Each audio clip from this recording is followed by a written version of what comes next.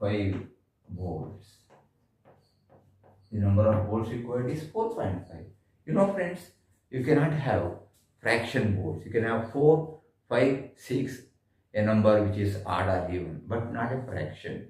But so we are going to adopt this I is equal to 6. I will say here, preferably a higher and even number, preferably an even number, and even if you by chance take 5 also, there is nothing wrong, but I am taking I is equal to 6.